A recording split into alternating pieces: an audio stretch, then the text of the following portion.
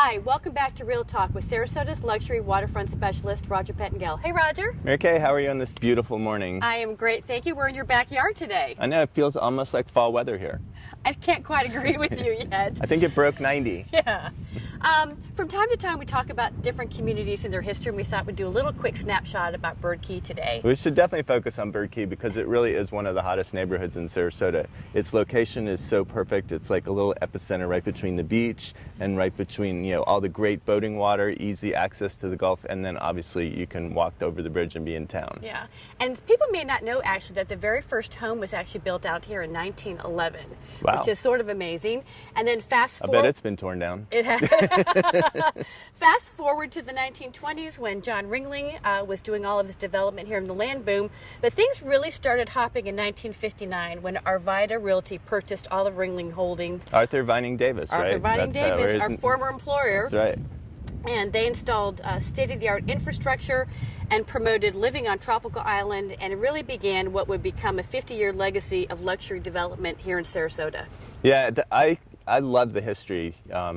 Unfortunately, probably almost everything that they built has been torn down or will be. If you look back, some of the original cool residents, Lucille Ball lived here on Bird Key. Yeah. You know, that's, you know, just so interesting, just rich history here.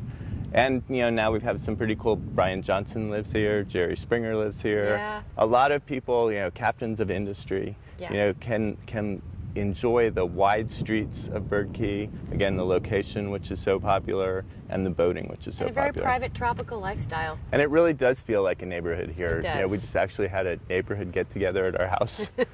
Proof in point. If you want to get to know anybody on Bird Key, get a dog and walk the streets. You'll always, every morning and afternoon, you see tons of people. There's kind of a resurgence of kids out here again. Yeah. And I think that's just generational. You know, you have families and then the kids grow up and then you get older population replaced by families. Starting the cycle again. Yeah. So probably about 30 or 35 kids actually that live out here. That's great. And we're actually staying across the canal from a beautiful new home that's going to be available soon. Yeah, it's interesting that in past Real Talks we've talked about timing and strategy for listing your home. And sometimes we'll say August or September might not be the best time. But then maybe too many people are listening to those rules because there's nothing for sale. There isn't. I mean, if you look to have a home like this, which is 5,500 square feet, 5 bedrooms on Deepwater Canal, you know, all compliant with flood elevations and hurricane-resistant windows, you can't find anything. And the lowest price for that would be $3.9.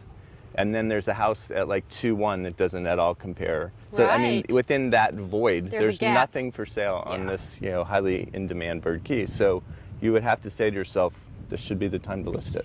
So we are. Because you don't need people here all the time, right? We have the internet working for us all the time. Absolutely. You know, clearly there are people that start doing their shopping in the fall. We had a tremendous fall last year.